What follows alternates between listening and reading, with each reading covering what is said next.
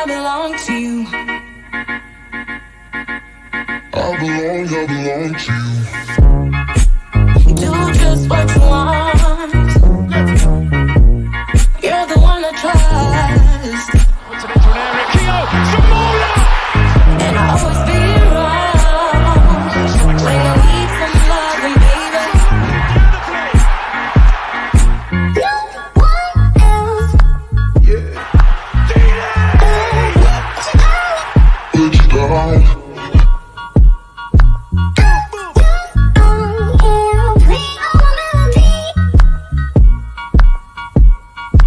Sing all my melodies,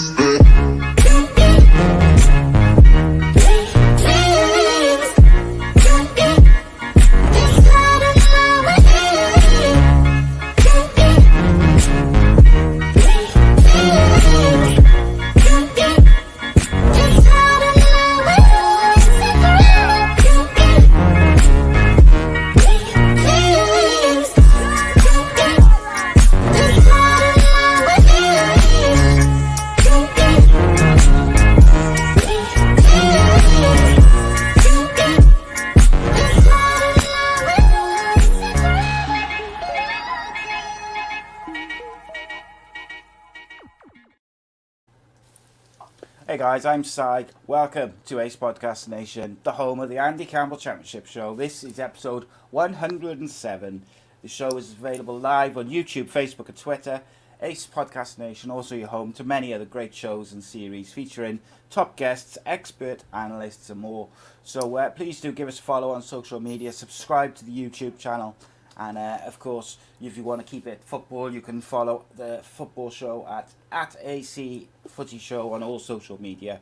And of course, you can get the audio versions of all the various shows and series at your favourite radio and podcast platform.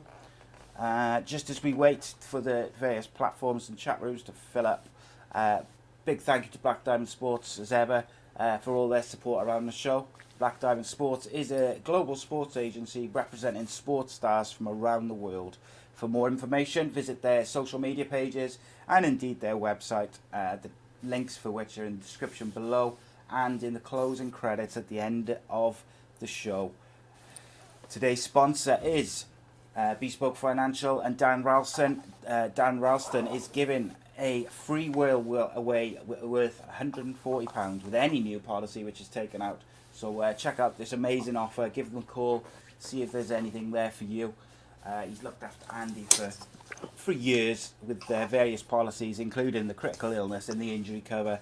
But they do all sorts of different programs and covers which could possibly help you out. And if you do give them a ring, don't forget to say that we sent you. They are truly top of their field and they provide award-winning service.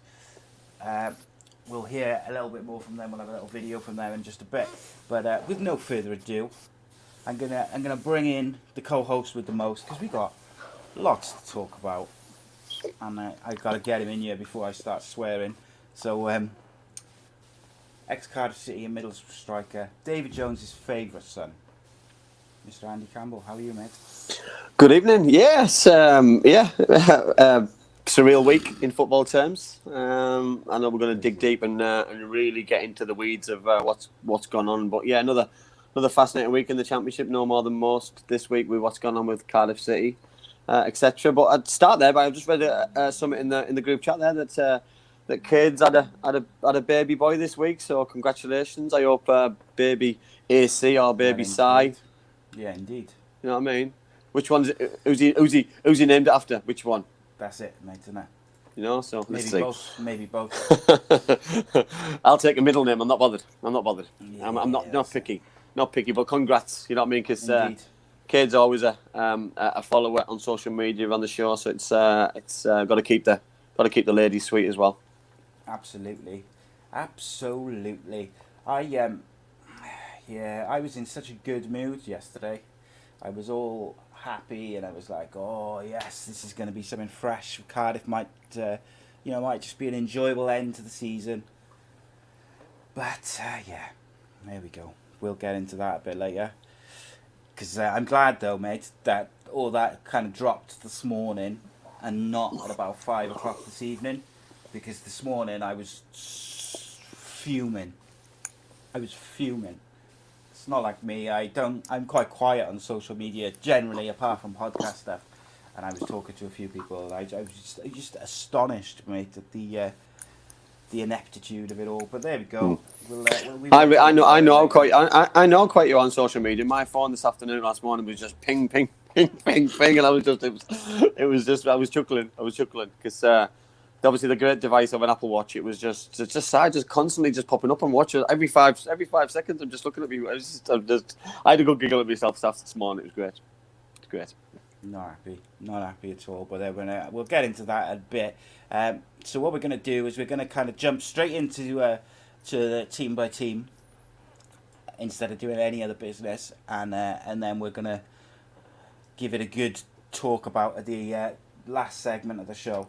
But what I will just wanted to say very quickly is I wanted to just give a little shout out to Jordan Ibe, who's kind of come out in the last day or two, it might have even been today, that he's struggling with depression, he's struggling with his mental health, and it's hard. I think it's hard for footballers to come out and say it publicly, particularly current footballers, because they just literally get, oh well, if it's hard for you, imagine what it's like for Joe Blogs on the street. It's a swear word side. This is the issue, and players struggle more with the fact that they can't come out with stuff because of the barrage of abuse they're going to get for doing it. You know what I mean? So you can't do it, and if you do it, you're wrong for doing it. So it's the catch. It's a caught between a rock and a hard place, and that's why I really feel sorry for people. You know what I mean about people, footballers. I'm talking about who want to come out as gay, or want to come out with personal problems. Because yes, they're no different to anybody else. Because everybody is allowed to have problems. If that's mental health problems, physical problems, addiction problems. You know what I mean? That they're no different to anybody else. But because they're high profile and people have an opinion on them, that's why they don't come out. And when they do come out, sometimes they get a little bit more stick for coming out, and I don't like that. You know what I mean? Because they've been brave to come out. So when they come out, it's like you've just done. It's about sometimes more to say well done, and then to get the help that they need, because you know what I mean, it doesn't go away. These problems don't just go away overnight. And you know what I mean, you were talking about a young lad here in football terms, a young lad who left a massive football club. He signed for big money to a side who I thought he was going to go on to bigger, better things. It didn't happen. And his football career hasn't really took off the way that I expected it to, because I've seen him play. I thought he was a really promising young player, and he hasn't developed or progressed in the way that probably everyone thought he would have done from Liverpool. And that must be tough. Must be tough for himself. It must be tough for his family. It must be tough for his friends, his teammates and stuff. But football's that cutthroat at the minute that there's that many people who want to take your place and fight for your glory. So it's sometimes it's every man for themselves, unfortunately. Yeah, spot on, mate. I was just looking at some of the comments there. Sorry, mate.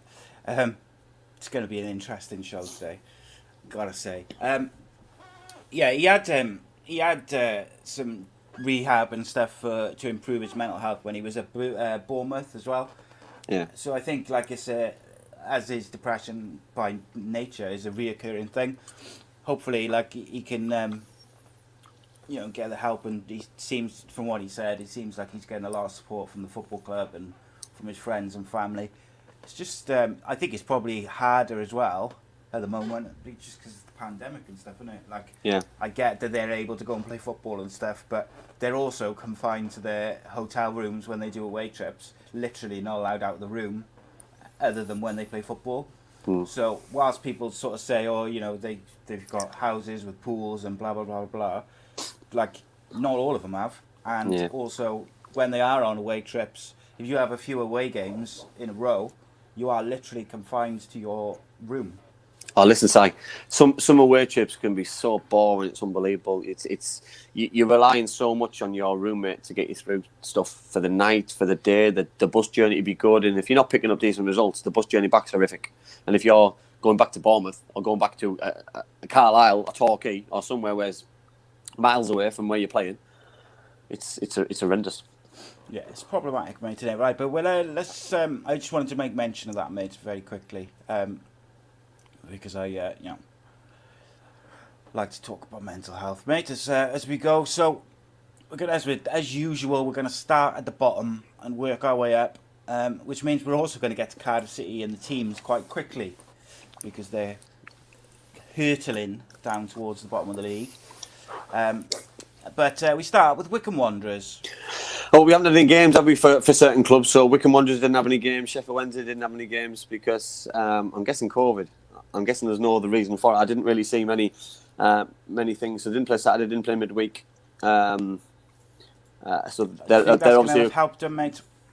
Not for Wycombe, no, because they had a really good result in the FA Cup against Preston. So I think they really wanted to go and play. So it must be COVID related, but it doesn't mean it's them. It might be the other teams who were playing. But for me, I think they're on a decent bit of form, Wycombe and Sheffield Wednesday as well since Tony Pulis left. So I think both teams it potentially might have a negative effect, which is a real bad thing. But then you look at Rotherham. Rotherham's obviously the next team we're going to talk about. They had an amazing week. They beat Derby and then should have beat Stoke City as well. So you know what I mean. If it wasn't for Stoke equalising towards the end of a 3-3 draw, you know what I mean. Rotherham have had a fantastic week and 4 points still keeps them in the bottom three. So it just shows how tight this division is and. Probably anybody up to probably 12th in the league could be sucked into this very quickly. Yeah, and the other thing as well, mate, is with that is it gives Rotherham 4 points over Wycombe because Wycombe haven't played, which it doesn't sound like a lot, but it just it does make a difference because it's points which have either got to be made up one way or the other. Shout out to Joe Jacobson as well, by the way. His partner did an interview on BBC of what it's like to live with a footballer in lockdown, which I thought was quite cool. It's nice to see Joe getting a bit of attention. Yeah. So yeah, you mentioned Sheffield Wednesday. Did they play at all? No, they didn't play either. No, they didn't. Just, no. I think they haven't been doing too well, mate. Anyway, Rotherham, that was the one I was thinking of. 4 points. Yeah, Rotherham. Yeah, they beat Derby and then they drew with Stoke City through the week. So they've had a fantastic week, but they're still in the same position they are. So they need weeks like this. They need more weeks like this to get out of the trouble that they're in. But you can't ask for any more than 4 points from two very tough fixtures. So fair play to them. Yeah, I think if it's not for Nick Powell, mate, they'd have beaten Stoke. In all fairness, Nick Powell had a very good game. Scored, I think he set up one and scored one.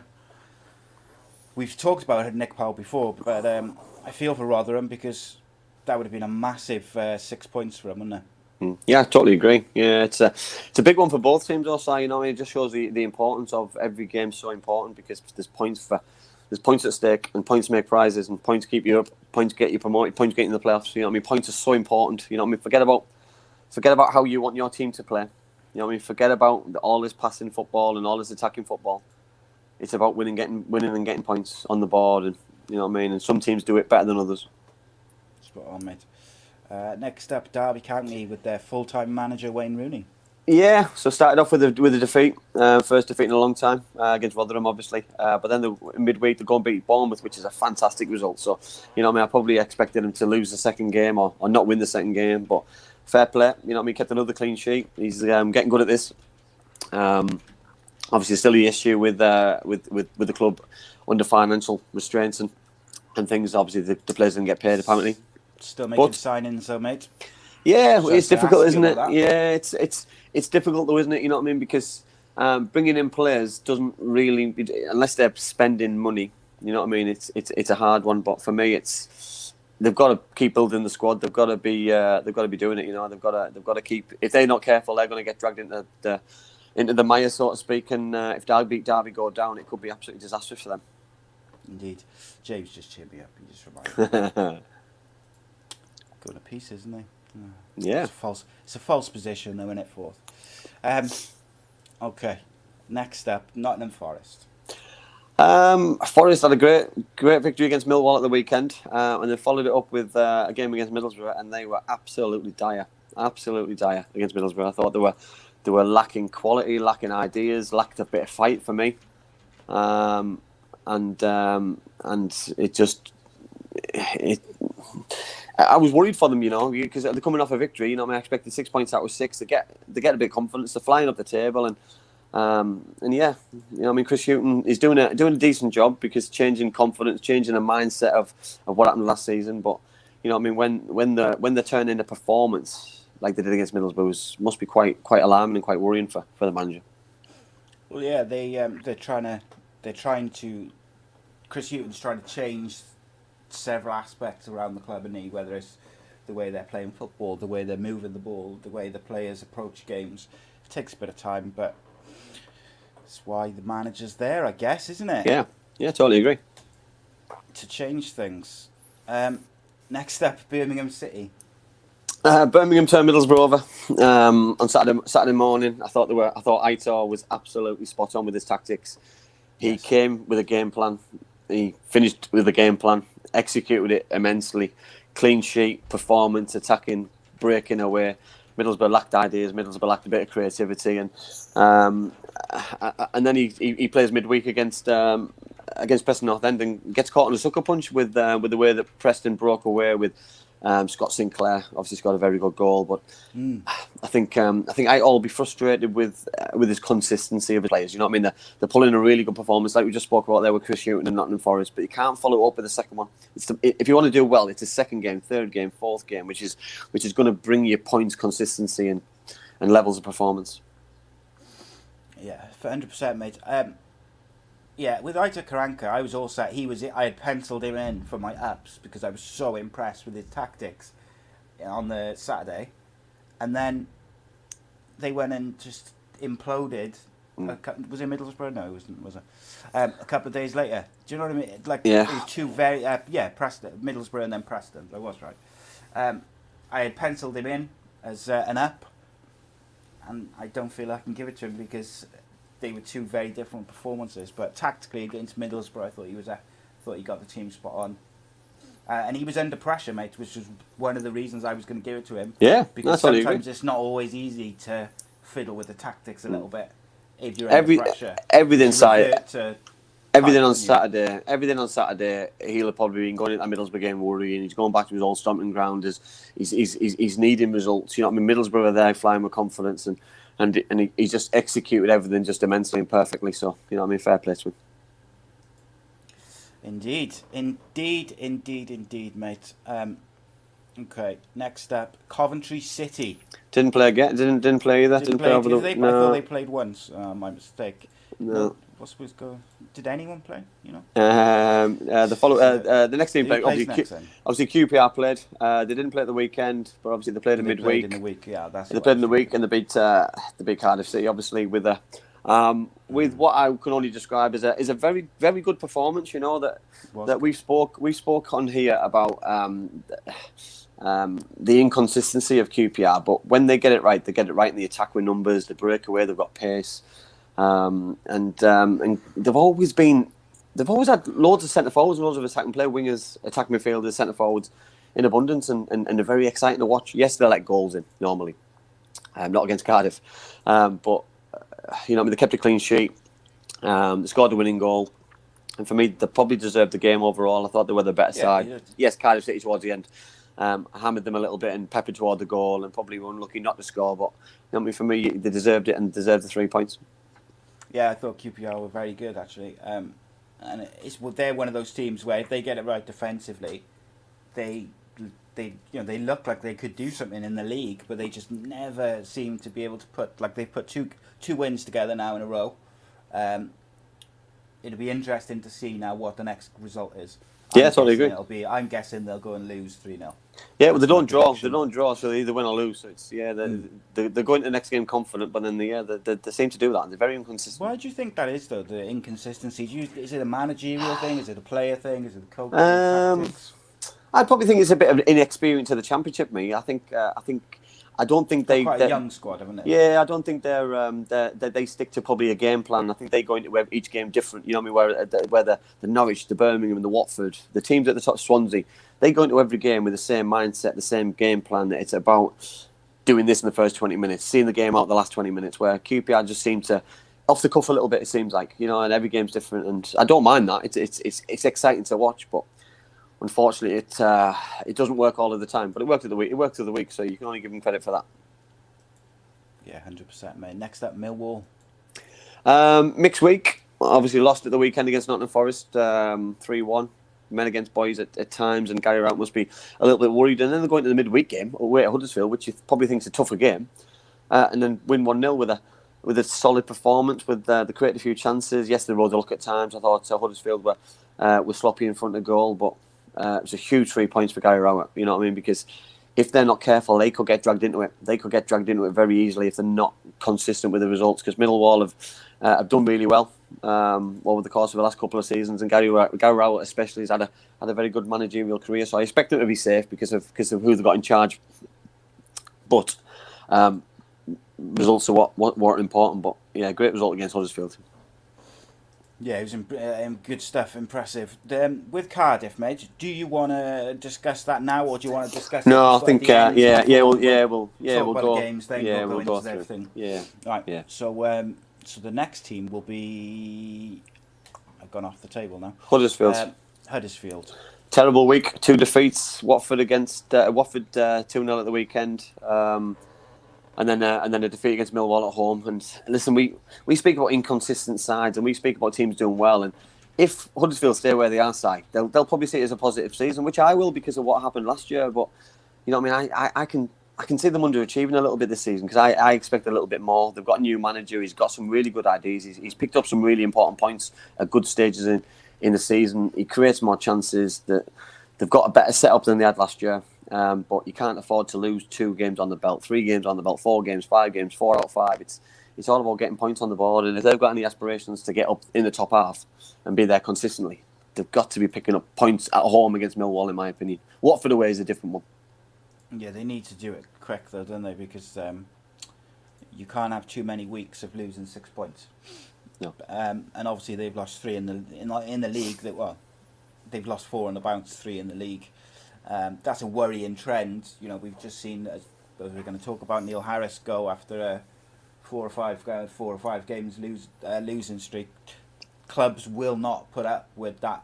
No, and rightly so, because you know what I mean. It's a results business, and it's all about getting where you want to be. And you look at last year, you know what I mean. The Cowley brothers lost their job after days after securing the status in the championship. So it just shows how cutthroat that football club is. You're trying to set me off now, aren't you?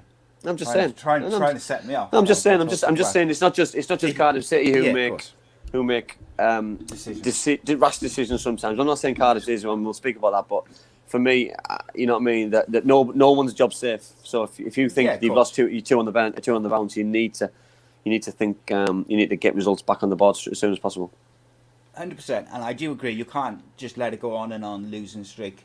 However, at what point do teams like Huddersfield, Cardiff City, Stoke to a lesser extent, who else has had loads of managers over the last couple of years, a few other teams, at what point do the players have to take a look in the mirror and have to take the responsibility? Because like Huddersfield, they've had manager after manager. The Cowleys kept them up after they were all but down like a third of the way into the season. They were so far behind. They were so terrible.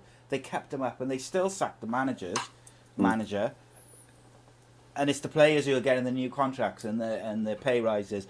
It baffles me completely, mate. And listen, Si, I've been at 2 high-profile football clubs when 2 managers have been sacked. So Brian Robson lost his job and Steve McLaren came in. I felt like I'd lost a leg. You know what I mean? He was like a father figure to me in football terms. And the same at Cardiff when Lennon Lawrence got the sack. You know that the results weren't good enough. And I went home and I was massively upset. I was upset that he'd lost his job. First thing I did was pick the phone up to ring him up because I felt guilty that could I have done more.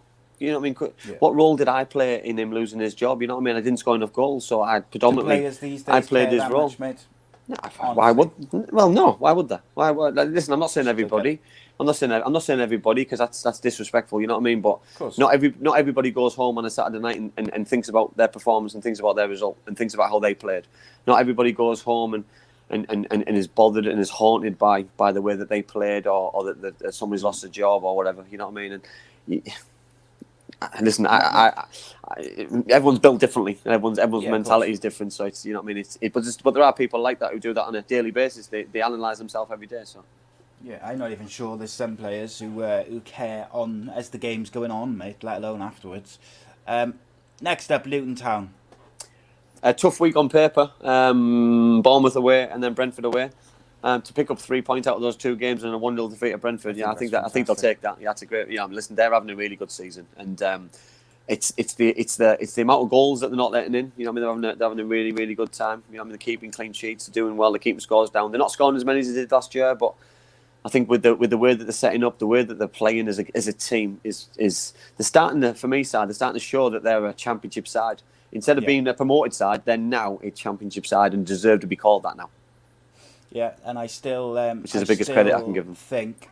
I don't think they will sign the players because I don't think they've got the funds, particularly in a pandemic. But I still say that if Luton was to sign the right 2 or 3 players now, in January, before the January window closes, that they could get in the playoffs. Because that's how good I feel they've been this year. Yeah. They've been very, very good defensively, very, very good going forward. I really believe they're just like 1 or 2 really good players. Not even necessarily top quality players, just the right blend of youth and speed. And I just think they're not that far off. Yeah, no, I totally agree. Another team who we've said on paper, they look like they could really make a push for it this season, and they just haven't found the same momentum that they found last year. You hoped.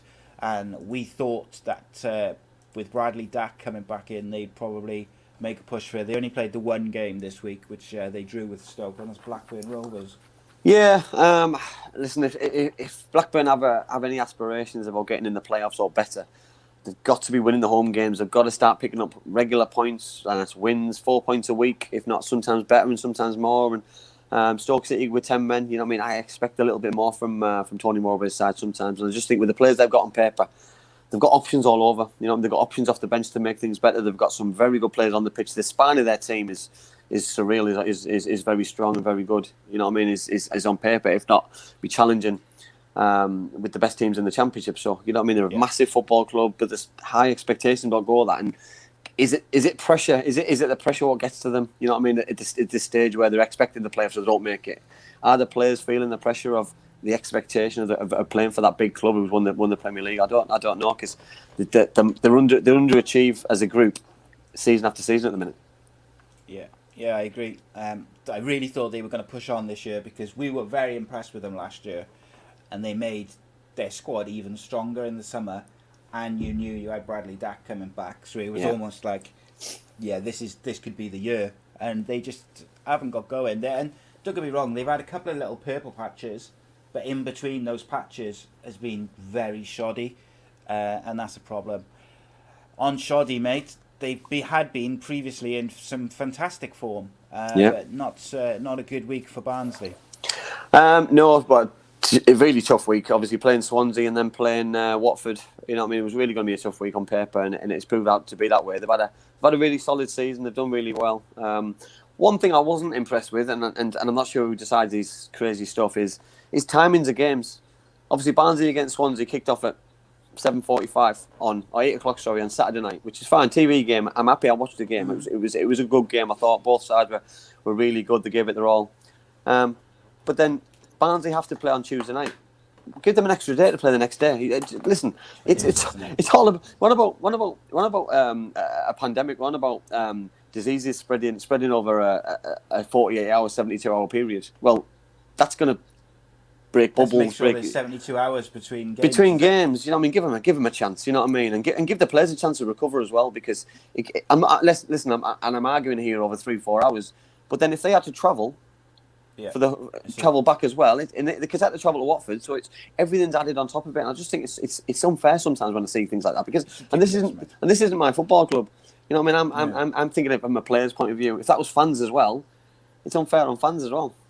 And then you've got Pep talking today about because obviously the European Super League thing, and I want to talk about this on Monday, but the European Super League talk has of course reared its head as it does every couple of years. And Pep's done an interview today saying how they should reduce the teams in the Premier League, reduce the teams in the Championship, reduce the teams in the Football League to mean there's less games and this, that and the other. But the games they've got now, they cram together needlessly when they could give an extra day or an extra 2 days. Why can't games be played on a Thursday and a Sunday? If we're needing to play 3 times in. Listen, Si, what's 8 days. wrong with Space them out. what's wrong with Saturday, Wednesday, Saturday? Everyone plays the same. Everyone's treated the same. There's no games Tuesday, Saturday, Wednesday, Saturday.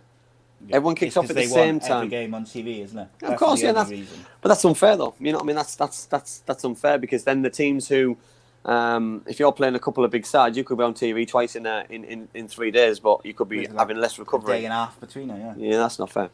Not on, mate. Next up, Preston North End, mate.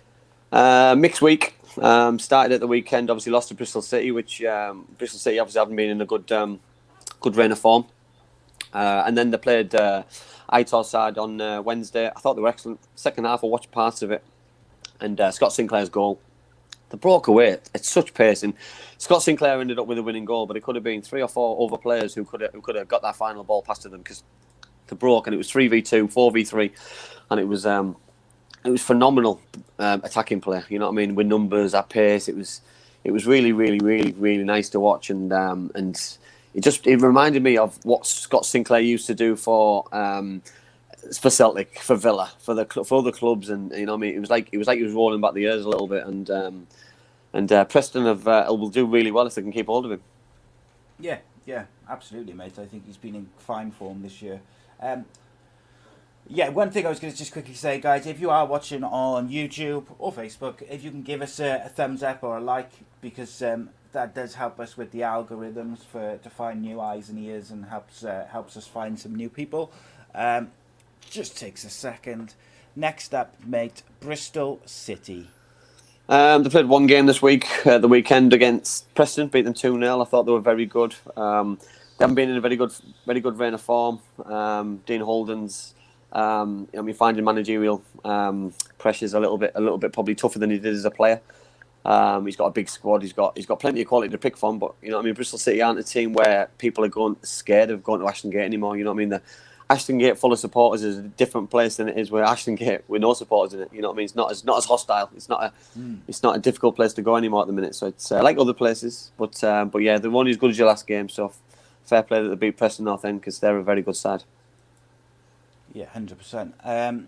So what else have we got? Sorry, Stoke City. Yeah, Stoke City 2 draws. Drew against Blackburn Rovers 1-1. Drew 3-3 against Rotherham. Similar to Blackburn side for me, that if Stoke City want to go to that next level and want to get a cemented playoff players or better, because we've got the best players in the league for me on paper. Joe Allen's just come back as well, so he gives them that little bit of quality.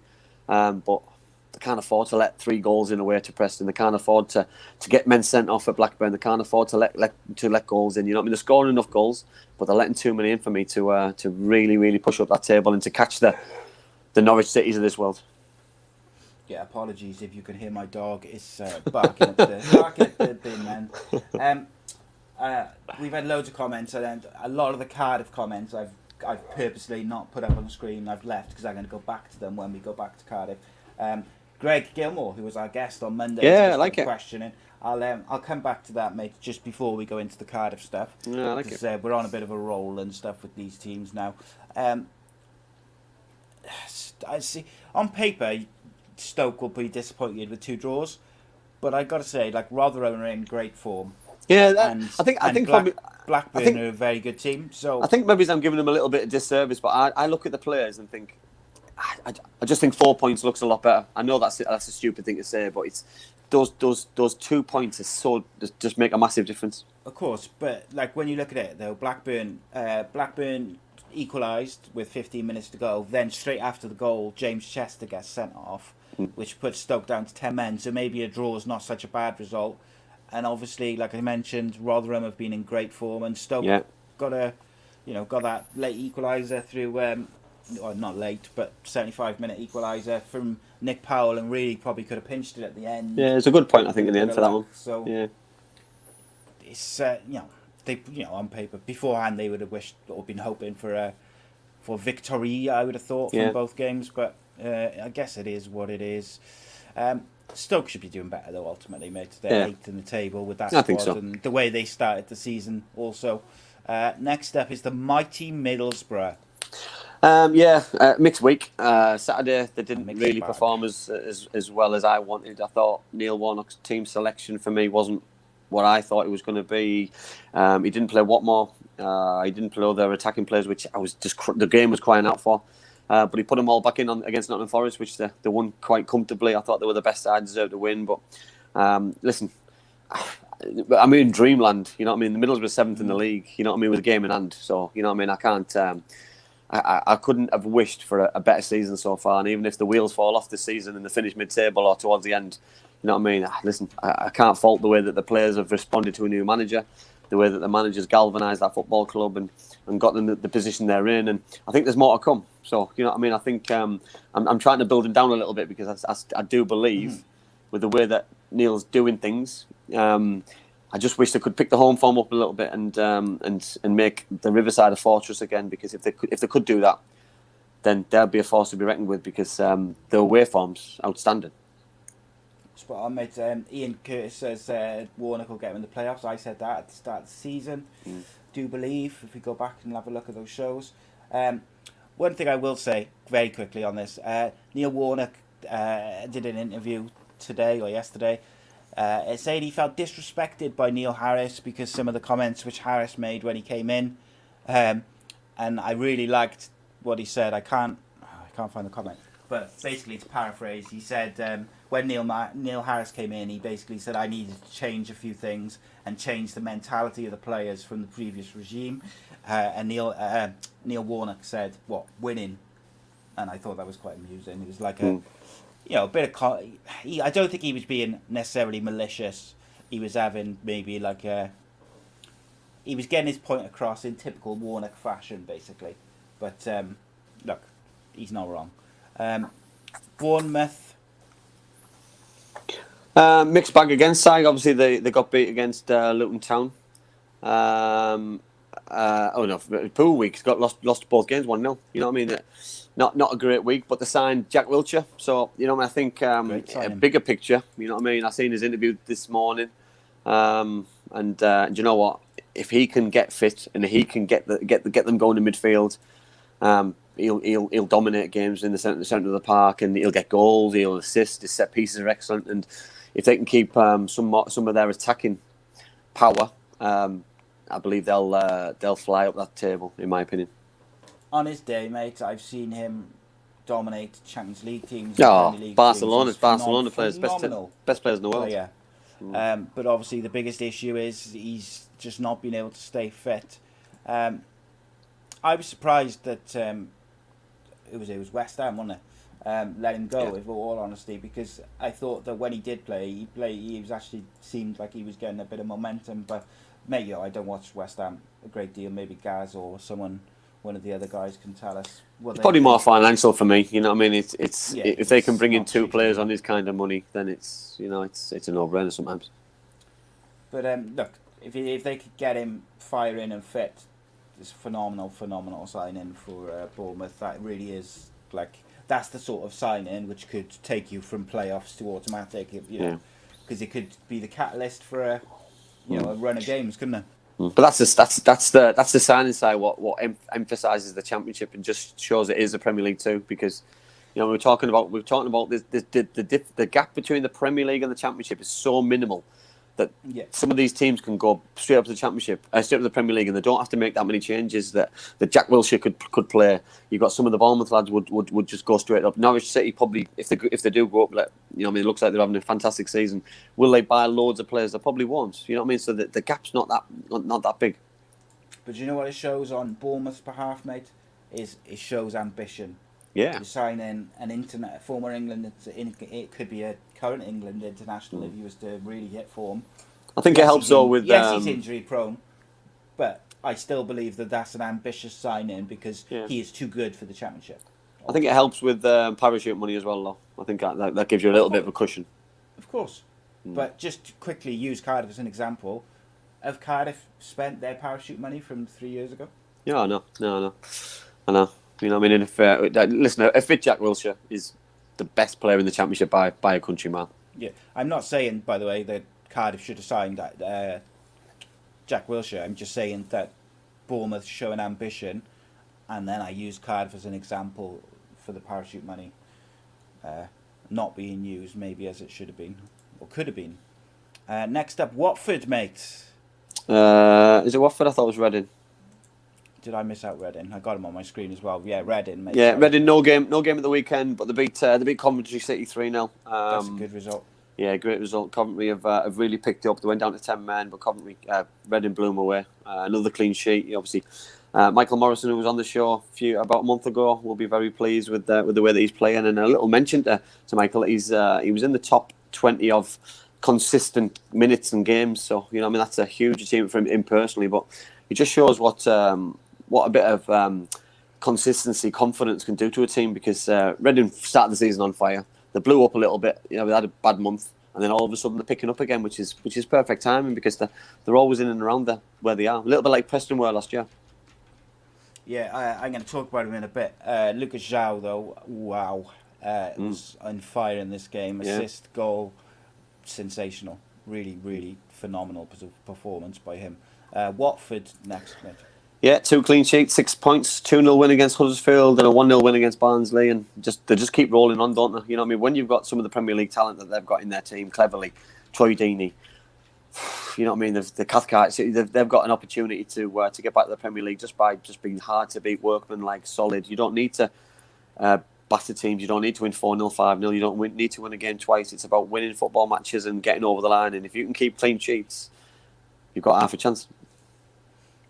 Indeed. Look, Watford, Norwich, Stoke, maybe Swansea, Blackburn, they're the teams in my eyes which on paper have got the best squads in the league. I wouldn't even include Swansea in that as having the best squad in the league. They just have the best mix, I think, of their players playing well together. Brentford as well. I just been very, very impressed with all those teams, and I thought, again, they were very good, Watford. Next up, Brentford. Yeah, no game of the weekend, and they beat Luton on Wednesday evening, 1-0. I thought they were the best side. I thought they created all the chances. I thought they should have probably get the second and the third. But the problem they've got is Ivan Toney got himself sent off, so obviously he's going to miss the next game, which is difficult. You know what I mean? It's stupid as well. You know what I mean? The timing of it. Both of them got themselves sent off for an off-the-ball challenge with the Luton defender, and you know what I mean? Some things can be avoided, especially how important he is for his side as a catalyst. He's the main figure. He's the goal threat. So they can't afford to lose him, in my opinion. Yeah, I thought it was very, very poor from him for someone who was so important to the team to get sent off in such a silly way. I think he's let his manager and his team down a little bit there. Yeah. Do you ever let your manager down, mate? Yeah, twice, and I got red carded for them both, and that's what I mean about looking at yourself in the mirror sometimes and sitting in that changing room and really understanding that you've let somebody down who really wants you to do well, you know, because they're putting their faith in you, they're putting their faith and they're picking you, because they like you as a person, they like you as a player, and you know what I mean, you can't afford to let people down, and you know what I mean, the twice I got sent off. The first thing I did when every player came back in is stood up and apologised to everybody for letting everybody down and told them it wouldn't happen again. And it didn't happen again for that football club. But obviously, the second one happened again for in a different reason. But listen, everyone makes mistakes, and it's how you get on with it, I guess. Could you address that from Reece, please? Still can't get over the fact Andy said on Monday didn't think. I don't think they do. I don't. Listen, I'm on about Pookie. Yeah, I'm not. Is he the best centre forward in the division? Well, on paper, but he's probably up in the top 5, isn't he? Oh yeah, top 5. But that round about 5 players. Adam Armstrong better than him. Yeah. Ivan Toney better than him. Yeah. Troy Deeney better than him. Oh, I don't know if you can say that about Troy Deeney on. Well, you just mentioned Reading centre forward. Is he better than him? Yeah. Possibly not. What more better? What more at the minute better than him? Yes. Yeah, I'm on current form. Yeah. Scott Sinclair better than him. These are people off my top of my head at the minute. Yeah, and I'd even say Kiefer Moore pre-injury was probably better than him. I'll probably say I agree. I'd probably say yes, a little bit disrespectful, but I'm on about they're a better they're a team. You know what I mean? And teams prosper, individuals don't. You know what I mean? And look at Stoke City. They're a team of individuals. You look at Bristol City, Blackburn Rovers, team of individuals. You look at Swansea City, team. Any standout players? Well, they got a couple of good young players. Good young players. Yeah, with got potential. Kabanga, Standout. is it Kabanga at the back? Yeah, He's, standout I players. really like him. Standout players. No, the teams. They, and I'll go for that. Team.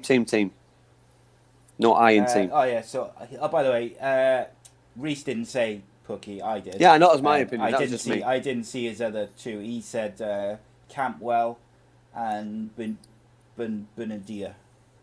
Well, Canwell's obviously a midfield player. Very good. Listen, he's a very good footballer. Is he better than Joe Allen? Is he better than Jack Wilshere? He says, so his comments are, Cantwell's one of the best players in the league, Benadia is quality, and they're fullback, but he can't think of their name. I mean, it's subjective, isn't it? At the end Of course the it day. is. And so is my comments. So is my Yeah, comment.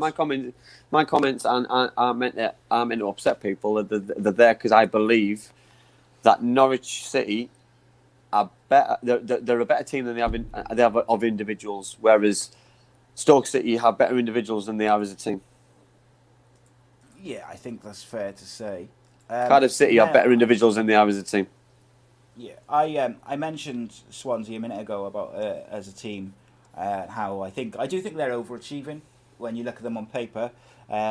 Outside of maybe one or two players, I think they haven't got that kind of real standout player. But again, as a team, they're doing great. They're doing second great in the league. They've made a phenomenal. I don't know if I'd say phenomenal, but they've made a very good signing in Aston Villa midfielder Conor Hourihane. I think that strengthens him further. He scored 29 goals in 150 appearances for Villa since he joined from Barnsley. I think that strengthens him, mate. I got to be honest. What did you think of their week? They only played one game at the weekend away to Barnsley. I thought they were excellent. The way they attacked, the way they defended, the way that their manager gets their team to play away from home, especially, is a very good way of playing. And the threats they have all over the field. From fullback to winger to getting balls in the box. They just seem to get it right. And it baffles me sometimes how they do get it right, because I look at other teams and think that they should be miles away. And part of me agrees with you, say, about the overachieving part, but then I look at the league table, and league tables don't lie. And then I watched them against Cardiff City. They dominated that game. The similar time again there, but they dominate in the right areas. You know what I mean? And for me, when you've got fullbacks, like they've got fullbacks who bomb on and they double up as wingers, they're just attacking numbers all the time. And it's a really nice way to watch. Yes, indeed. I think they've been very good this year, as much as it pains me to say it. But we've always said with Swansea, with Leeds, they might not be personally our favourite teams, but we'll give an honest opinion. When they're bad, they're bad. When they're good, they're good. Swansea are overperforming. They're second in the league and they deserve to be there, unfortunately. Top of the league is Norwich. They are not quite running away with it, but they've got a nice 9-point cushion. 7-point cushion. Yeah, 2 wins. Obviously beat Cardiff City the weekend. And then in midweek they beat Bristol City. They don't blow teams away side there. They just do enough to beat them comfortably. I thought against Cardiff City they did it quite comfortably. Defensively they're strong. The two centre halves, Hanley and Ben Gibson. They both know their jobs. They both know their limitations. They both know what they're doing. And they've got a solid unit behind from the goalkeeper. And the span of the team for me is strong, and they just show that. They don't have to win the games 4-5-0. They get up to an area and they just kill games off. And for me, I think that's where Cardiff City struggled. That they couldn't. They just couldn't break the door down. They get back in the game and they just can't go again. And that's the sign of a good side. And Norwich City are a really, really strong side, and that's why we picked them I know I picked them at the start of the season. I'm sure you did as well. That they were going to be up there, if not winning the league, but getting promoted.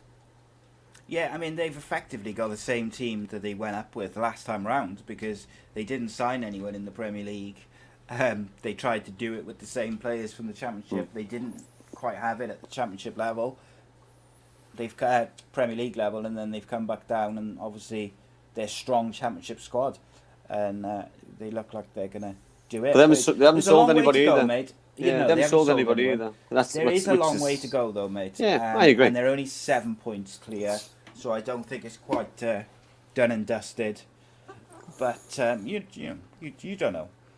So that's all the teams bar Cardiff, which we're going to get to in a minute. Just before we do go to Cardiff now, we're going to give our 2 ups and 2 downs for the week. It'd be very interesting to hear people's 2 ups and 2 downs in the comments, so let us know.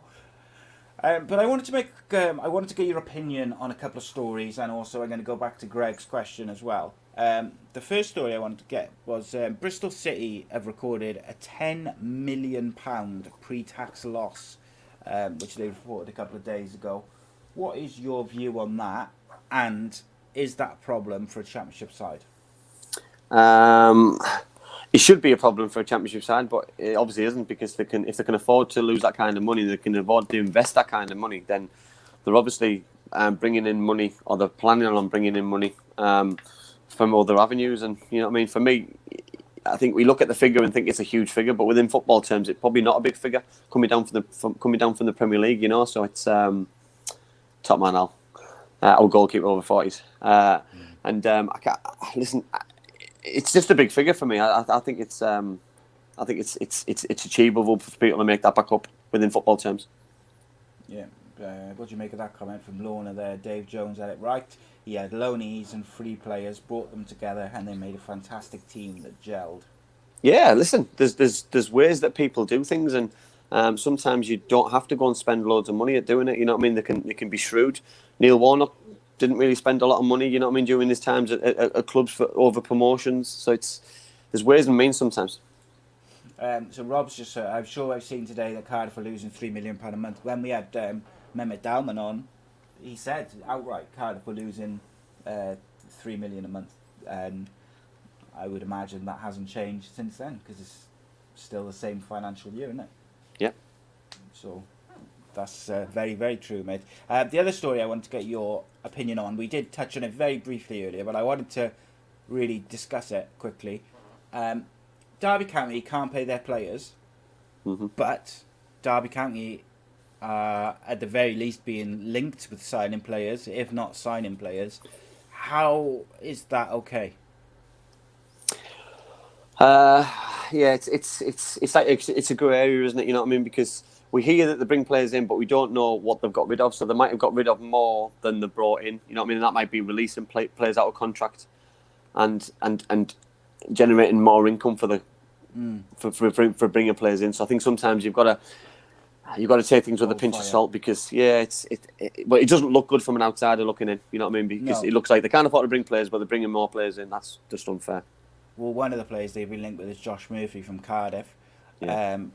But then if Cardiff paid his wages, then he's getting him for free anyway, potentially. Yeah, but then if Cardiff are losing £3 million a month, they're not going to let him. Yeah, they're not going. Yeah, exactly. Lorna wants to know: are Derby paying Rooney's wages? I'll let you field that one, mate. His wages now, probably yes. Yeah. You know, as a manager, yes, as a manager, yes. Previously. But as a player, no chance. And I don't know that for certain, but I only know what, when we're on about FIFA fair play and fair play rules and paying stuff, and I know Steve Gibson, who came out publicly and said that, you know, we're sticking to the rules, and teams like Derby County named them publicly about Derby County getting companies involved to help pay. Bet 32, wasn't it? Pay things, you know what I mean? Add number 32. Yeah, it leaves a bad taste, because clubs who are doing it right, and then they're losing money. You know what I mean? It doesn't always look like it's fair for everybody. Yep, 100%. Derby have also sent a couple of players back on loan. The Dutch goalkeeper's gone back to FC Groningen, and someone else as well. But you know, it is what it is, I suppose. Look, it's a tough time financially for football clubs at the moment. So let us know your 2 ups and 2 downs. Who's stood out for you in the Championship this week? Who or what club or whatnot has made you gone down this week, in your opinion? I feel like, mate, because Cardiff feels like it's going to be a relatively negative conversation, let's start with the downs, and then we'll have a little pick-me-up, and then we'll go into the Cardiff conversation. What is your first up of the week? My first up of the week is Norwich City. I thought to have 2-1 against Cardiff City, I thought they were fantastic. And then to follow it up with another difficult home game against Bristol City, who came off at the back of a fantastic victory themselves. I thought was fantastic. It just shows how strong a side they've got. Yes, yeah, 100%, mate. I couldn't agree more. They were on my short list. But I've gone for two players this week in the ups. I've gone for Matt Crooks of Rotherham. Scored a couple of goals and a really, really top performance. Particularly, I think it was the Stoke game. Really, really good. Deserved to be on the winning side. I thought it's just outstanding performance all around. And he's been a big catalyst in their uptake in form. And it takes, when your team's down the bottom, you need characters to stand up and be counted and play for the team and play for the badge. And he is doing that. So can't fault him. Big shout out to him. I thought he was fantastic. Great show. Who's your second up? I've gone for Michael Morrison. Obviously came on the show not so long ago, but to be in the top 20 players in the world about how many consistent games he's played and minutes and things, you know what I mean? He posted on his LinkedIn, and do you know what? It's an achievement in itself to stay fit, to have the desire to play every game, to not want to be rested. You know what I mean? It's fantastic, and then to get a 3-0 victory on and a clean sheet to go with it is just another great achievement for him personally. Indeed. So Reading going to get a bit of a love from us, mate. But just before that, Donna says her up for the week is King from Newport. She said, I know it's not championship, but what a fantastic goal. It was an absolutely outstanding goal. But Donna, it's all right because we have got a South Wales derby to look forward to next year when Cardiff play Newport in the league. My up for my second up of the week, my final up of the week, was Lucas Jow of Reading. Assist and a goal, and one of the great championship performances in my eyes. It was really top quality. He's what a player, mate, on his day. When he's fit, he is. Yeah, I totally agree. Borders on unplayable at times. I totally agree. Yeah, Arcade Childs gets man of the match for tonight. He says, my two ups are a great show Monday and tonight. Great show, something else to look forward to during the week. Love it. This is my fourth live show of the week, by the way. Love it. Been on fire this week. Okay. Very quickly then, before we start on the Cardiff talk, we're going to circle back to Greg's question. Let's just scroll through all these comments. Greg obviously was the guest on Monday, and people spoke very, very highly of him and really enjoyed that show. So he says, are you concerned about roster spots and opportunities decreasing of games, decreasing... Start again, Simon, Jesus Christ. Are you concerned about roster spots and opportunities decreasing if games decrease or closer together games go away? Squad rotation creates opportunities for players often buried on the bench or not making the bench. As awful and frustrating as it is to watch sometimes. I think, Greg, we spoke the week before your show about FA Cup, and we used Leeds United as an example. Obviously, Leeds United players got an opportunity against Crawley Town. They got given a quite a heavy beating on the afternoon, and I believe those kind of players won't be given an opportunity by Bielsa again because of what happened on that afternoon. And yes, it's frustrating because players are going into that game with lack of match sharpness, lack of match fitness, lack of just match practice altogether. And they want to play together with those kind of players, which I do think is a little bit unfair. And with all the games coming thick and fast, you know what I mean, you've got a chance to pick an injury up, and then all of a sudden someone's getting thrown in who hasn't had many games. And I think I know we're going to talk about Cardiff City soon, but there's been a couple of players for Cardiff who've been given the odd game even there, and then they've been brought out. But for me, you've got to look at consistency of players, and players don't play well in the first game. Maybe it's not the second game, but the third game, fourth game, fifth game, you see more consistency, more good performances, a high level of fitness, and you're only going to get that over a long period of time. And I think it's such a shame that managers judge players and compare players on one 90-minute performance, because I think it's so unfair.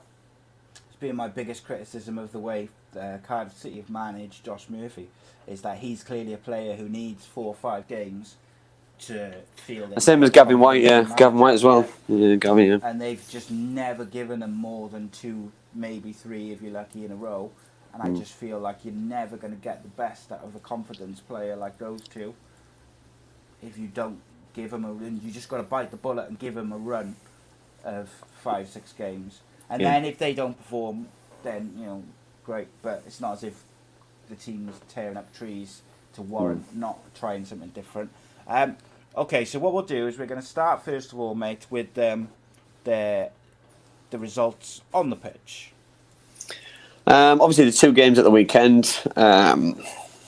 Got beat on Saturday against Norwich City. I thought Norwich dominated the game for me. I thought the game that it could have been more, or probably should have been more.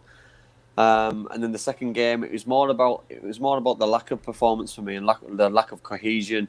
How QPR looked like they had more energy than Cardiff City. They looked like they wanted to win the game more, and that was probably the more worrying thing for me. You know what I mean? That yes, it is a results business, but when the players look like they're on the last legs, or when they look like that it was just a little bit too much for them, then that's a little bit concerning. That have they gone as far as they can with the manager? Obviously, the board thought so with the decisions that they made the day after. But for me, the concerning thing is you look at the last 6 results. You know what I mean? Yes, one was a cup game, but 5 defeats on the bounce in the league: Brentford, Wickham, Cardiff City, Norwich City, QPR. Norwich City again, you know what I mean? It's just not good enough. You know what I mean? It is just not good enough. And for a team of Cardiff City, especially the way that they finished last season, the way that they played, the consistency, the way they attacked in numbers, and I don't know. It's frustrating, but probably more frustrated than the manager himself now that he'll be listening to the comments, reading the comments, seeing the interviews, and you know what I mean. I always said, Si, and I said it about the Nottingham Forest manager. You know what I mean? If you're going to get the sack with no regrets. So go and try and win the games. Don't stick with the stubborn same formation, playing one man up front and not trying to win the game. You know what I mean? The amount of times that we've been crying out on this show, and as a Cardiff City fan, to play 2 up front, and he's never done it. He's done it in one game. What happens? They win. He reverts back to 1 up front, they lose. Goes back to 2 up front again, he sticks Harris up front, to win the game again. It's no coincidence, by the way. You know what I mean? The more attackers you have on that pitch, the more chance you've got to score goals. Kiefer Moore will become more of a threat if he's got somebody up front with him, because it takes the attention off the defender. You know what I mean? So he's got to mark somebody else. He can't mark one. Where at the minute, Kiefer's stood in the middle, getting marked by 2. Where if someone else is up front with him, if that's Glatzel, if that's the new signing, if that's listen, you know, I mean, don't get me into the new signings, by the way, because I'm going to talk about that in a minute. But it's so frustrating that he's lost his job, and for me, I think he could have done more. Oh, 100%. So obviously, Cardiff followed up the Norwich game. They signed, over the weekend, they signed Waters from League One. They signed Perry. I don't know how to pronounce his surname. NG. Crew. Obviously, Neil Harris went. Was that after the Wednesday game? That was, wasn't it? Yeah, Thursday one. Yeah. So he went after the Wednesday game versus QPR, where they've lost. Big decisions. It was nice to see some signings finally.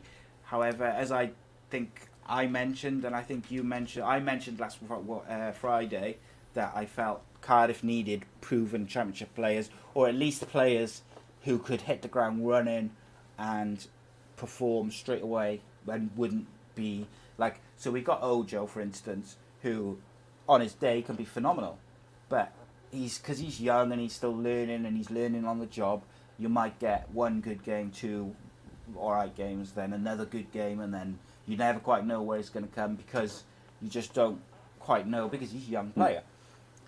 Kiefer Moore, admittedly, I will hold my hands up. So far, I've been wrong about him. I didn't see the need for him, but he's shown that he's a lot more consistent than Glatzel in terms of his his performances, and also his link-up play, I think, is better. So I'm happy to hold my hands up with that and say I was wrong with that. But I do feel that Cardiff needed players who could hit the ground running. I also thought it was a bit harsh to chuck them both in against QPR with maybe 1 training session between 2 of them. It was But I understand why they did. They needed to freshen things up. They needed to change things. Cardiff have been on a slump. And make no mistake, in my opinion, Cardiff City are in a relegation battle, mate. Never mind the playoffs. Cardiff City are in a relegation battle because they haven't addressed the issues that they had last year or last season. When we came back from lockdown, we had a really good run which took us to the playoffs. If it wasn't for that good run, we'd have just fizzled out and we weren't very good last year. We haven't addressed those issues still. Finally, we've signed the right back. Finally. I think I feel sorry for the two boys who've signed. I really do, because they've both been signed by a manager who they've spoke to. They've been told how good the football club is, how good the area is, how amazing it's going to be to play because this manager picks the team, and then all of a sudden that manager's lost his job, and those players now are starting on an equal platform to every other single player.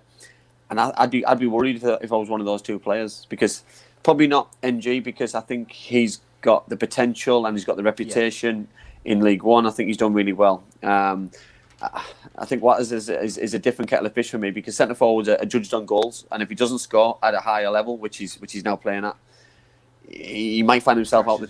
He might find himself out the team, and I think that's really tough and really hard to acknowledge and accept, because a manager who comes in might not see his strengths the way that Neil Harris saw his strengths to come in, and a manager might come in and play one man up front. If a manager comes in and play one man up front, who's going to play? Kiefer Moore's going to play. So it's straight away is going to get people's back up. It's going to, you know what I mean? But then the board have made that decision. They've sanctioned the signings. Having no money, having loads of money, they've sanctioned those signings, and then they've decided to decided to sack Neil Harris. So they've made those two decisions. So you know what I mean. Nobody can have a go at the board for not signing players. They've signed two players. They signed Kiefer Moore in the summer. We said over the last couple of weeks, back Neil Harris or sack him. They did both, which didn't make no sense. Didn't make no sense to me. Didn't make no sense to do both. Do one or the other.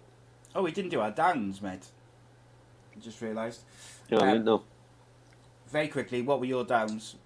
Well, I did mine. I did mine after the Cardiff City game. So I had Neil Harris and Ivan Toney for getting sent off. Yeah, I had Ivan Toney, and I had Cardiff City shambles, Huddersfield shambles, Barnsley shambles.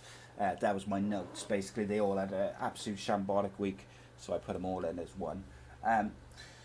So Donna says she's already right.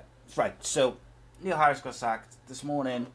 Reputable BBC journalists basically were saying Mick McCarthy's coming into Cardiff City. There was rumours of it last night, but a few people were sort of saying, the bookies and bookies' favourites and this. I was worried, because when you look at the track record of who they've appointed outside of Warnock, if you look at who they've appointed since Marky Mackay left the football club, there's not a good track record there.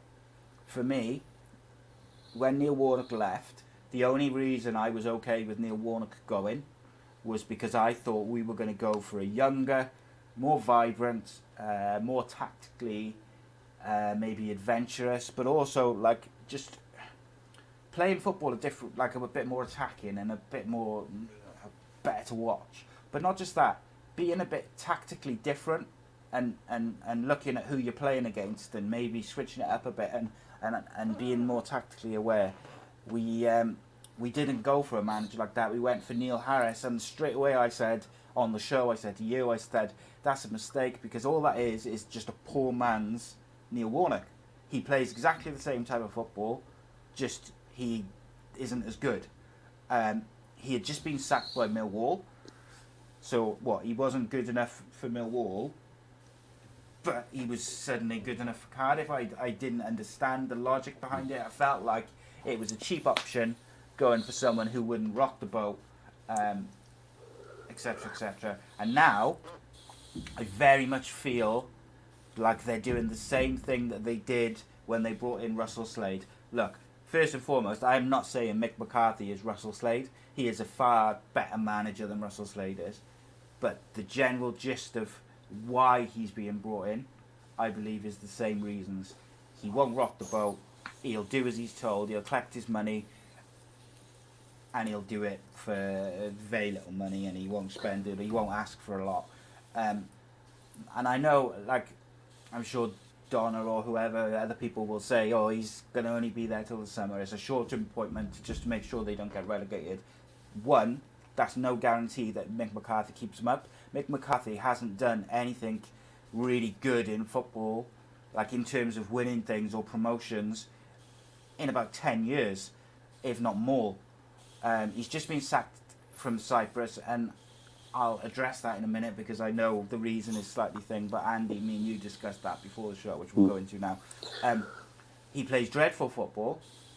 He is a very obtuse character. He rubs people up the wrong way, like players I'm talking about. And in some ways that could be good, but there's also a few players in that squad who kind of need an arm around them to get them playing, not maybe someone rubbing them up the wrong way. And ultimately, I feel that, yes, he might be a short-term appointment until the end of the season, but if he does keep us up, the first thing Cardiff City will do is offer him a 3-year contract. I don't like this. Going around the same old crap. I don't like this. What's the logic in a short-term appointment? You know what I mean? For me, what do you get from it? Because if Cardiff City stay up, you've got to give him another year, at least another year, if not another 2.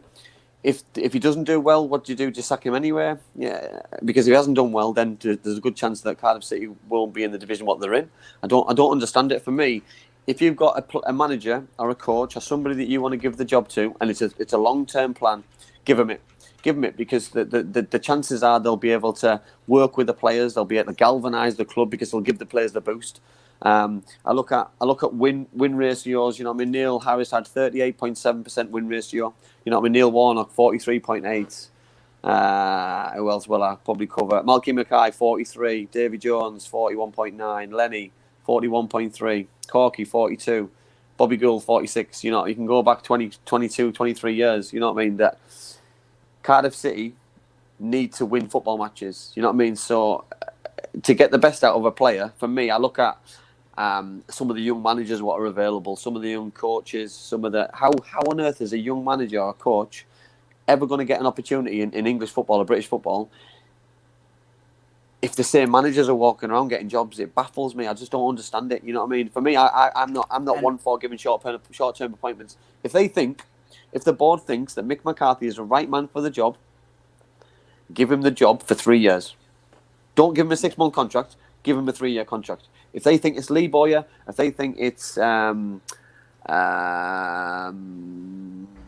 Terry, if they think it's the Cowley brothers, give them a 3-year contract and let them roll with it for 3 years to bring players in for the summer, to work with the players that they've got, bring players through from the youth team.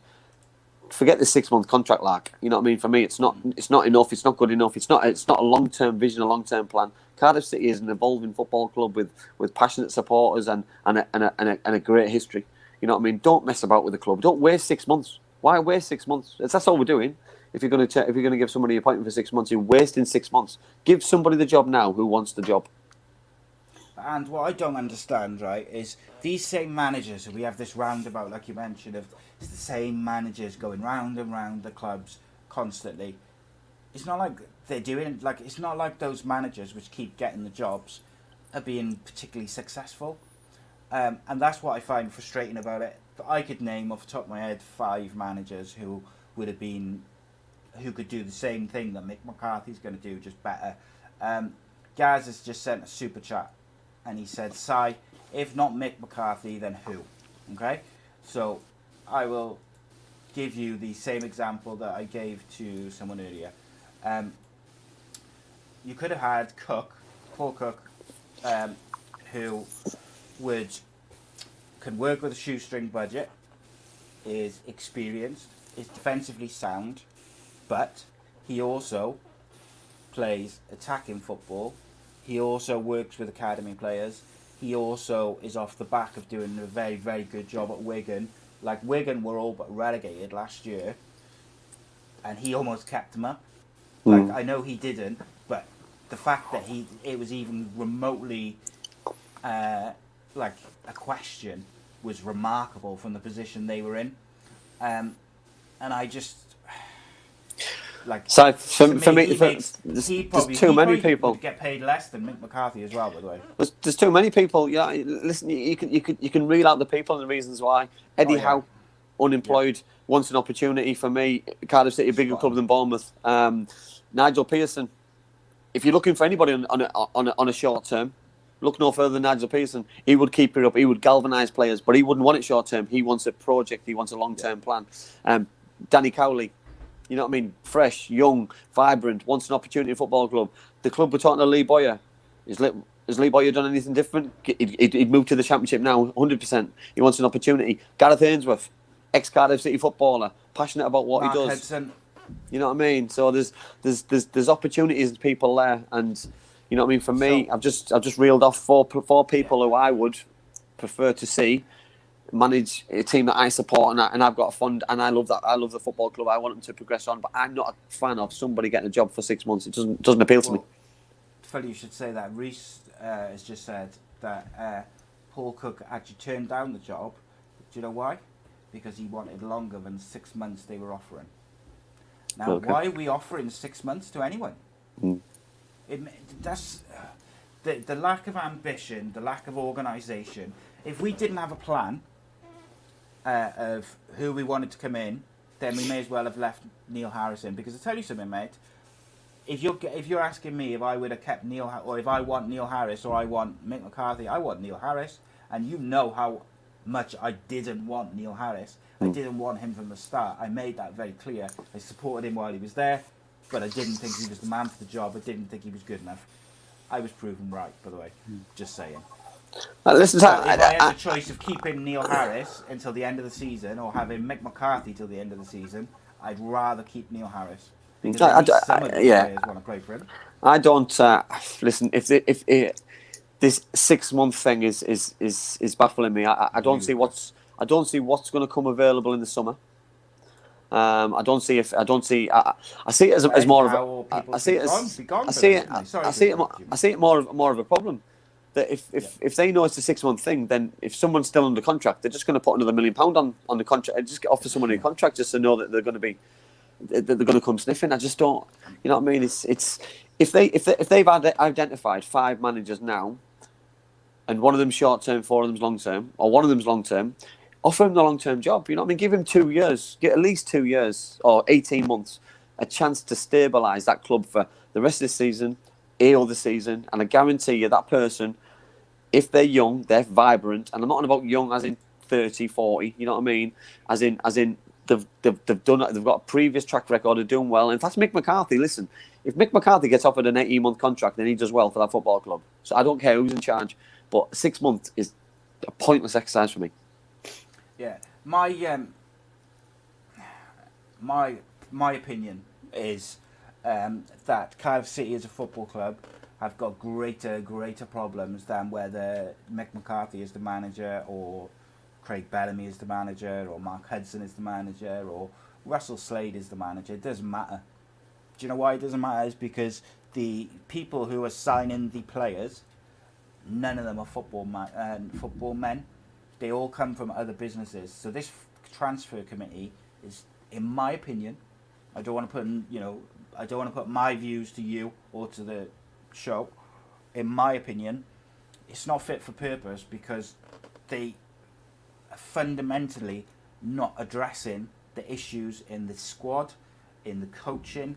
We needed a director of football or some sort of go between that transfer committee and the manager since it was born, because we're signing players.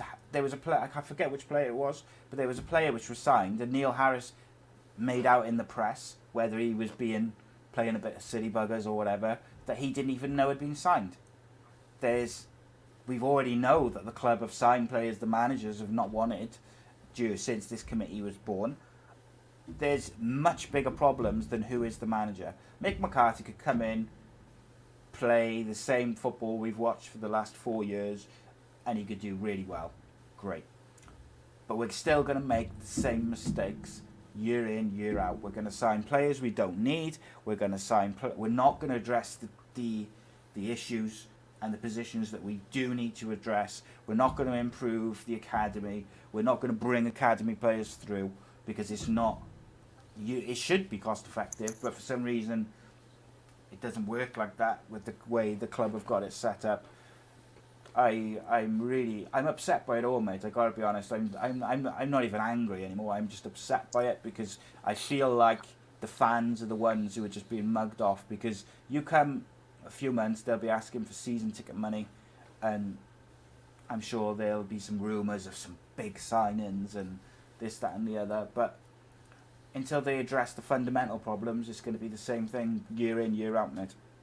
And I think that's our key. You know what I mean? That why this focus on this 6 month thing. You know what I mean? I think if this wasn't mentioned and Mick McCarthy's name was mentioned as the next manager and not used as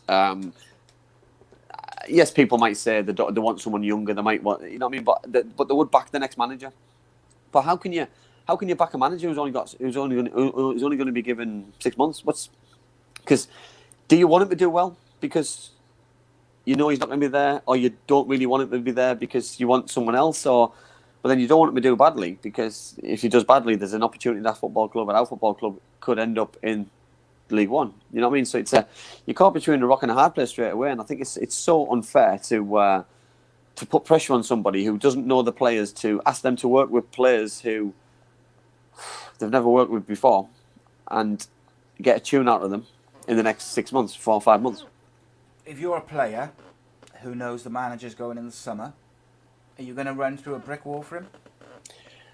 It also depends on your own contract situation as well, though. Yeah. Because if you're out of contract in the summer, you know what I mean. There's all permutations and there's all things that players now talk about. Someone could have signed a pre-contract agreement to sign for somebody else, and it becomes a big mess. I just think I don't want it to be a laughing stock. I'll be honest. That's one thing that I don't want it to start and become. Yeah, it's interesting. Like, obviously, it's not official yet, but by all accounts, it seems to be where it's going. A couple of comments I want to address from the chat, just very quickly. Gavin said something about Solskjaer. I think in relation to Mick McCarthy being better, Ole Gunnar Solskjaer is top of the Premier League. Lee Tomlin, Donna said about Lee Tomlin reckoned that they weren't told that Harris was sacked until it was released by the press yesterday. So I talked to you about this yesterday, and I talked to Kev last night on the Super Kev Unscripted show. And like Kev said, basically that's how the players always used to find out, was Sky Sports News. So I asked you the same question last night. But also you pointed out to me yesterday morning when I sent you a screenshot of Tomlin's tweet, was the players were on a day off yesterday because they played the night before. Mm-hmm. So what was Mehmet Dalman or Kenneth Cho going to phone all the players individually to say, we've sacked Neil Harris? Of course not. So when they go to training this morning, that's when they would have had a meeting, or they would have been told. We also don't know, how the manager lost his job. You know what I mean? So was the manager called into a meeting? Was he sacked over the phone? Was he told over the phone? Because if he's told over the phone, then the players aren't going to find out at all. Because you know what I mean? Because it's, with everything going on, they're not going to probably risk having a face-to-face meeting when they can do their things over the phone. It depends how they work as a group, and you know it's the way of the world. You know what I mean? Sky Sports find out about things probably the minute things land. Because there's obviously leaks here and there and reporters and things. You have to remember, it's people's jobs. You know what I mean? Cardiff City have a media department, and their media department's job is to put out the media straight away as it lands. And their job is to get out there that Neil lost his job. And you know what I mean? The players will have heard about it wherever they were. If they were at home, if they were, you know what I mean? If they were driving back, if they were in for training or a game or whatever, or they were coming back from treatment, or the. You know what I mean? It's not a nice feeling to find out of somebody else, but it's probably the normal thing. And if it hasn't happened to you before, then You know what I mean? It'll be normal next time it happens, I guess. Yeah, it's an interesting one, mate. On the Tomlin tweet, I got to say I didn't like that. I thought it was a bit unprofessional. I thought it made the club look bad. I thought there was no need for that tweet. And I don't like to criticise Lee Tomlin because I'm a massive fan of him. I just didn't see the point in it, really. Like, if he was genuinely that shocked that they were finding out via the news or whatever, then speak to the club, innit? Like, you don't need to make more negativity around the football club when it's already clear that everyone thinks the club's a joke as it is. I don't know, it's a difficult one, isn't it? Poor timing. Maybe Poor trying timing. to draw attention to it, though. Yeah, listen, poor timing, you know what I mean? Listen, you don't know the kind of relationship players have with managers. You don't know if it's a little dig at a manager that, you know what I mean, I wasn't told, and you know what I mean, he hasn't told me or whatever, or you know what I mean, because if the manager's got a good relationship with the players, the manager would ring the players straight away just to let them know out of courtesy that he lost his job. You know, sometimes that's common courtesy if you've got a really good relationship with them. Sometimes a tweet from a player, you know what I mean. I think the world of Lee as a person, as a player. But yeah, it's timing's not great.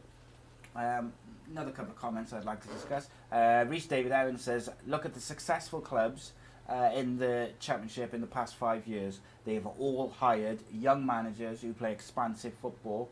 We've hired dinosaurs who play hoofball. It worked with Warnock, but realistically, it's not going to work again, really. That type of manager in football generally doesn't work in 2021. I think it's fair to say. Yeah, yeah. I think the game's moved on, mate, haven't it? Like well, the game's evolved. You know what I mean? You look at Norwich City, look at Swansea City, look at Bournemouth. Do they play that kind of play? And look where they are in the league. They play a counter-attacking football with pace, effectiveness. You know what I mean? Play out from the back at times. They mix the game up. You can't be one-dimensional. You've got to have a plan A and plan B. And certain clubs this season, including Cardiff City, haven't had that plan. And unfortunately, it's come back to bite them on the backside a little bit. And you know what I mean? I said earlier on about not having any regrets and things. And I wonder if Neil does have any regrets that he's lost his job. About would he have done if he could turn the clock back? Would he do things differently? Would he have had two centre forwards playing? Would he have attacked games differently? You know what I mean? Because if you're going to lose your job anyway, then you might as well go down fighting, I guess. Yeah, indeed. Gareth Sutton says, I'd understand a 6-month contract if we were bottom 3 and looking at a manager with relevant experience just to keep us up.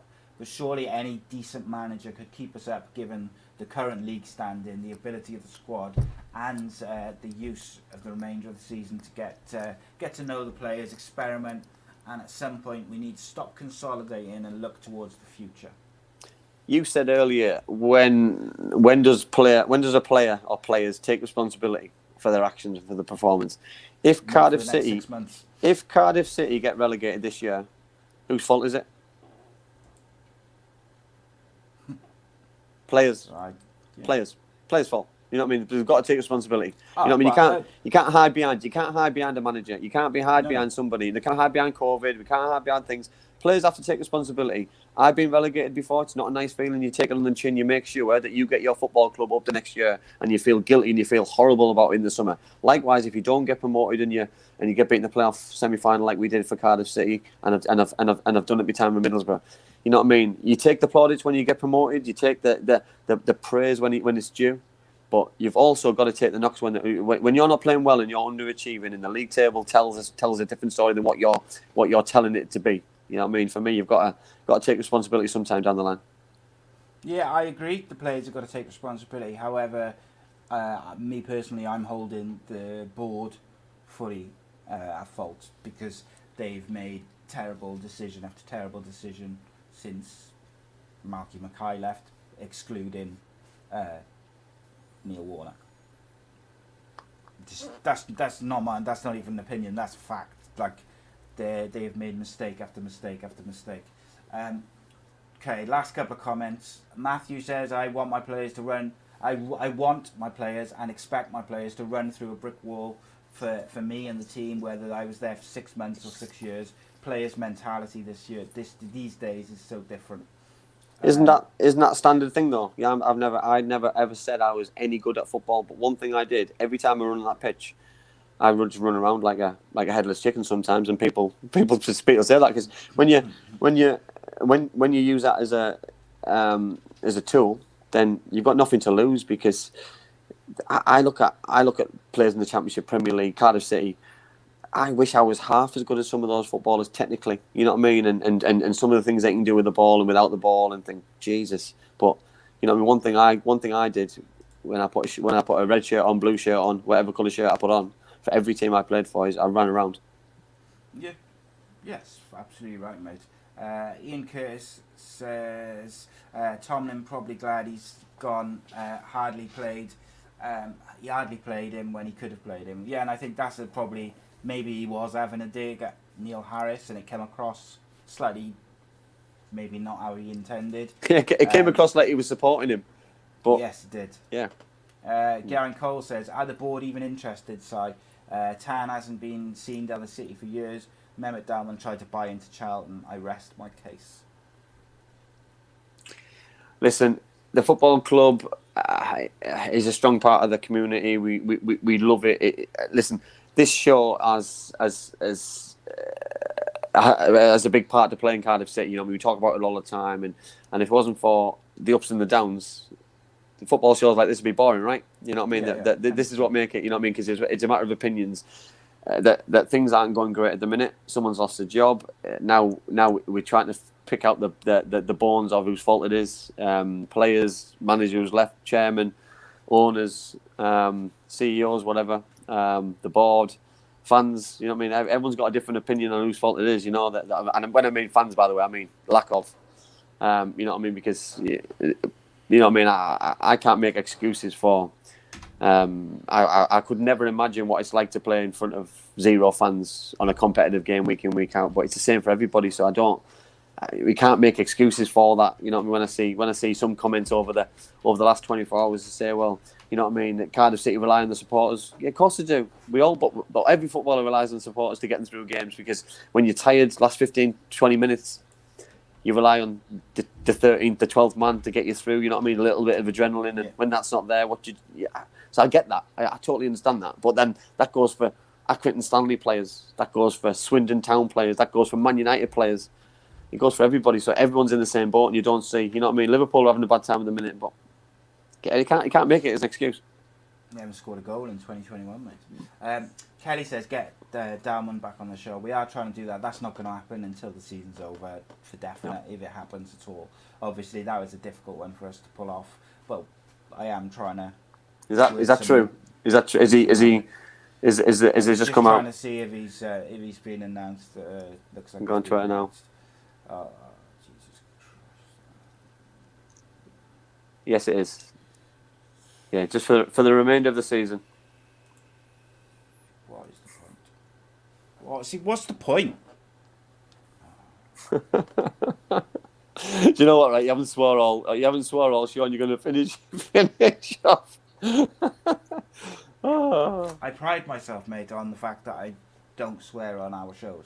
Like, I try very hard, even when I get a bit wilder. Because I swear a lot. I'm Welsh, just kind of comes with the territory. Do you know what annoys me, Si? The bigger picture annoys me. Upsets me, mate. Upsets me. This appointment's been made. An appointment doesn't happen over 24 hours, by the way. This is talked about for a good few days, if not longer. So this appointment's been spoke about for a long, long time. So this has been done behind the manager's back, and has been premeditated, and has been waiting for him to lose, obviously midweek. And yeah, I'm not a fan. I'm not a fan of that. It's the length of the contract, but just me. If Mick turns things around, great. But then he's got to say the following year. Especially when Paul Cook wanted a 2-year deal to build something, and they've told him no. Like, that infuriates me, because he's got the same credentials, but with some extra bonuses in terms of he plays more attacking football and he's less abrasive and various other things. So he still ticks the boxes that the club wants in terms of penny pinching, But I died. I'm really, it's infuriated me, mate. It's and like, I just feel utterly demoralised by it all now. I just, honestly, I like, when they sacked Neil Harris, I was like, right, get a good young manager in, and let's build for next season. And literally less than 24 hours later, I'm just like, oh, we're gonna. One thing about it, journalists know what they're doing and know what they're talking about. So whenever they hear a story, they run with it and they run with it properly. So, listen, I've just read a few comments. Read Reese David Ems's comments. You know, he's our manager now. We listen. Same as when Neil got the job. You know what I mean? He's got a job to do. You know what I mean? I'm not a fan of the contract length. That's one thing what I'm annoyed with. But I'll back him and hopefully he can turn things around. Well, I don't think they played on the 27th. There you go. Donat says, if we get to the playoffs. Well, no, because if his contract runs out on the last game of the season, he's not allowed. Do you know what though? If we stay up, or if he has like a good end to the season, he'll keep the job. Like that's basically what it is, isn't it? It's like listen, the ship. If he shouldn't need steadying. If he finishes just outside the playoffs, he's going to get the job. Yeah, but right, I'm going to finish on this, mate. Okay. The only reason that we're 15th in the league, the ship does not need steadying. We don't need someone for 6 months to steady the ship. We need someone to come in, build for the future, and actually show a bit of ambition and do something with the football club, which is just waiting. It's a sleeping giant. It's been said for years. Everybody knows it. It's just waiting for the right manager to come and build something the way that Malky Mackay did, the way that Dave Jones did, the way that others did previous to that. It is embarrassing that we've just handed a 6-month contract to Mick McCarthy. But decisions made. I will support him and get behind him, and that's what it is. But yeah. I'm not happy. I'm not angry with Mick McCarthy, by the way. I'm angry with Cardiff City and the board and the football club as a whole, because I just think it's an absolute shambles. Guys, thank you very much for joining us. Cheers, guys. Really appreciate it. I know I've had a bit of a rant and stuff, but we've gone way over time today. Thanks to everyone for all the comments and questions. In answer to your question, Cade, is there any hints for Monday's guest? Yes. Yes, we've got Charlie Barnes coming on. Charlie is a Carlisle United footballer currently, central defender. So it will be good to get he's a young player. So it'll be good to get an insight from another current footballer and someone who is looking to grow his career and make it big, because he's got plenty of potential and comes highly recommended from David Holdsworth, their director of football. Excellent. That's going to be a really interesting show. I'll be looking forward to that. Guys, I'm going to clip probably the last 30-40 minutes of the show and put it out in the morning, just to try and spread the word about the show. So if you do see that, if you could give it a share and help us try and grow, and we want to find new viewers, new listeners, etc. Of course. And if you want something to take your mind off the shambles that is Cardiff City and Neil Harris and Mick McCarthy, then I highly recommend Super Kevin, scripted from last night. It was a great fun. Lots of laughs, lots of fun. We named our top 10 rock and roll songs of all time, among other things. But as ever, subscribe, youtube.com/AcePodcastNation. Huge thank you to Black Diamond Sports for all their support. And of course, guys, please check out Bespoke Financial. Give them a call and see if there's anything which they can do to help you, and tell them that we sent you. I'm going to play the ad now as we go into the credits. Thank you everyone for your comments, your questions. Even if we don't all agree, what we can all agree with is that we've all got Cardiff City's best interests at heart, and most of all, look after each other, because no one else is going to do it for you. My mummy and daddy have been talking about life insurance. It sounds like something to protect my brother and me, but I don't really understand. Then my Auntie Louise told Mummy about Bespoke Financial Teesside. She said they're a local company who helped her with her life insurance. Mummy got in touch, and because they're based locally, a man called Darren was able to come to our house. He was really friendly. Darren stayed for a cup of tea and made it all really easy to understand. He said that life insurance will protect our home and family if anything bad were to happen. Like if Mummy or Daddy got sick, then we'd get enough money to take care of us, and our house would be paid for so it wouldn't get taken away. After an hour, Darren said goodbye and Mummy and Daddy seemed a lot happier. Once it was all sorted, we could all relax and watch a film together as a family. I don't know why they didn't do it sooner.